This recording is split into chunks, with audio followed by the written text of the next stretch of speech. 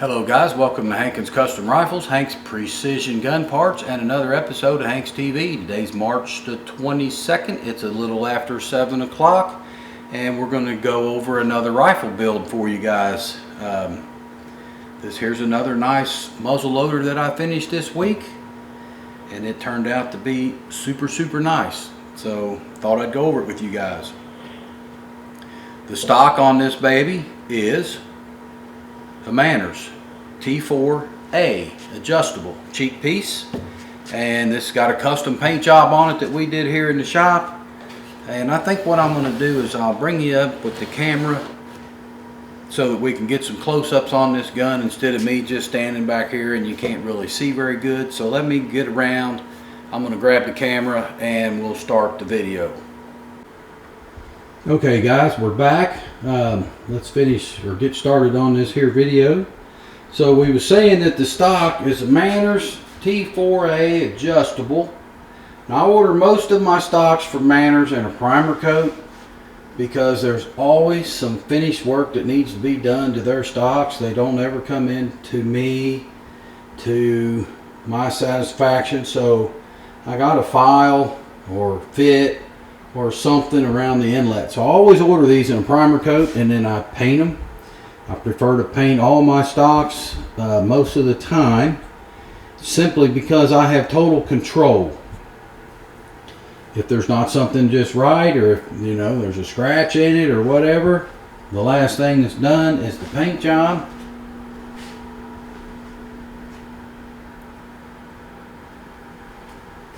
So if it needs repair or fixed, it's fiberglass. We can repair it, fix it, modify it. Not to mention that we mill the slots in there for the ramrod, and if you was to do that on a painted stock or stock that already come to you painted, or one with molded in color, it's a little bit more difficult to fix and make it look good again. So like I said, I prefer to do the paint on my stocks. So the customer picked out, I tell the guys, I said, just go to their websites, either McMillan's or Manners or anywhere you want to go, and find me a pattern that you like, and I'll see if I can duplicate it. Most of the time we can get pretty close. This one here, he wanted it to be the Manners Elite Tactical Swamp. So the only difference between this one and the one you would have got from Manners is there would have been some carbon fiber showing through. And if you like carbon fiber, that's great. I'm not a big fan of it because it's never perfect. There's always a seam, and it's got a bunch of black filler in it, and I'm just not a big fan, so I prefer to paint. So we did a dark gray on the paint, and then I did the Tactical Elite Tactical Swamp colors. So that's like a coyote tan and then a lighter gray, and I think it turned out pretty daggone good, fellas. And once that's done, we put a low gloss, or I should say a flat clear. There's hardly any shine on this clear, so it's a flat clear, and it's all epoxy paint. To paint this stock literally takes all day. Now it don't take me all day. I don't have 8 hours of work in it, but it takes 8 hours. So first thing in the morning, you come in, you spray the gray on, and that's an epoxy paint. So you got to mix a hardener in it, and you wait for the epoxy. You got to wait for the paint to dry after you spray it on. You got to let it dry for a couple hours, and it gets nice and sticky or tack free. Then you can put your colors on. So you mix up your two colors, your gray and your coyote tan. You put a little hardener in that, and then you put those colors on, and you got to let them dry up for a couple hours. Then you can come back in, you mix your clear coat, and you spray the clear coat on at 5 o'clock at night. You clean your paint gun out, and you go home. And you come back in the next morning, and your stock is dry, and it's ready to start unmasking and put your barrel to action and start do the final assembly, because everything's been completely assembled before we do the paint job to make sure there's nothing else that needs to be done, because once you paint it, if something don't fit right, the bolt don't clear, and you got to go back in and file something, then your whole paint job is garbage and you got to start over. So this gun is a 40 caliber. You guys can see that right there. I believe that'll show up in the camera. So it's a Hankins Custom Rifles 40 SPML. That stands for Smokeless Powder Muzzle Loader. And it's a Defiance Outcast Action. We've got one of my trigger guards on here. It has a Trigger Tech trigger in it. This is the special. Black shoe, black safety, so it matches good. The barreled action has been completely Cerakoted black. That's a Brux 40 caliber barrel. That's a 1 in 14 twist. That will stabilize any bullet that you want to shoot in a 40 caliber range. It has our ramrod in it. Has our barrel band on it. And it has my self-timing 4-port tactical style muzzle brake that eliminates the recoil very, very well. Now we'll come back around here to the stock, and I just see something else that I could mention to you guys. It's got what do we call those things? Quick detach for your slings. Quick detaches on here. It also has a sling stud in the back, and it's got 2 sling studs in the front. It's got 1 sling stud in the front. I'm sorry guys, just 1. And we have an Arca rail mounted to the bottom, so that he can put this on an Arca on a tripod if he likes. Now he spec'd this out just like it is. He wanted all this stuff on here. We've got Hank's Precision rings. We've got the scope mounted.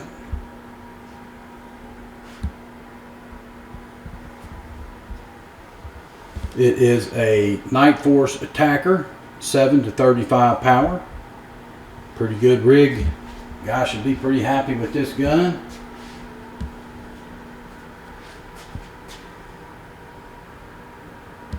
And this baby is ready to ship out to the customer. And it also comes with this loading funnel that goes in the muzzle brake for a 40 caliber, so that you can do all the loading. You don't have to worry about your gunpowder missing, falling out, or you don't have to take your muzzle brake off. Now there's a couple guys out here that's building these guns, and they're selling muzzle brakes, but they're not providing you with a loading funnel, because their customers are calling me wanting loading funnels. Sometimes I have a loading funnel that'll work. Sometimes I don't, because the stems on my loading funnel, there's only 1.950, I think, is the longest one I make. If the muzzle brake is longer than that, then the funnels that I have won't work. And these guys are selling the muzzle loaders. They don't want to build the customer a loading funnel. So that's kind of raw deal. You pay that kind of money for the gun, and then you don't get a loading funnel with it, and you got to unscrew the muzzle brake every time you load the gun. So that is absolutely no fun. So that's about it for this gun, fellas. And let me put the camera back on the tripod, and I'll get right back with you. Alright guys, welcome back to the video. We got this gun all done. It's a pretty good rig. Wanted to go over it with you guys real quick and show you it. We just finished this today, so thought we'd get it on camera before I ship it out. Now I'm not sure if I'm shipping this gun or if the customer's going to come down here and pick it up. He did think about maybe coming down here, but we have not made any final arrangements on delivery yet, so that is up in the air. Let's see, for you guys that watch my videos all the time, what I'm wanting to do is start doing a video every Friday night. So when everybody goes home and the shop quiets down on Friday, I can do a video and upload it to YouTube. A lot of you guys watch my videos. I appreciate those thumbs up. For you new guys that's just started watching it, give me that thumbs up. Subscribe to the channel so that I know that my content is going out there to people that want to see it. And leave in a comment below some ideas. What do you guys want to see from Hankins Custom Rifles? What do you want me to do on my YouTube channel besides just going over gun builds and muzzleloader shoots? So I've got a lot of ideas for myself, but I know you guys, you're the audience, you're the ones that's watching this. You tell me what you want to see. Recently, I've been watching a few YouTube videos from some other people and around, and some of them are good, and some of them are crazy, and some of them are just nonsense, really. But anyway, I want to know what you guys want to know, and I'll try to produce it into a video, and I'll tell you the way I feel like it is.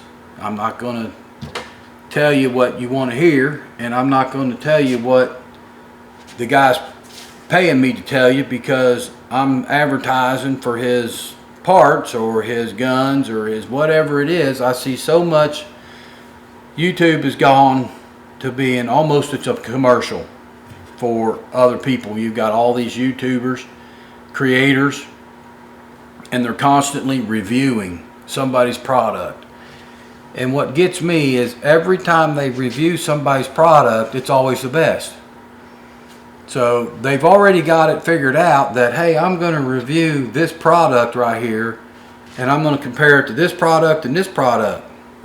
But they already know who the winner is. It's going to be this product because this is the guy that's sponsoring the video.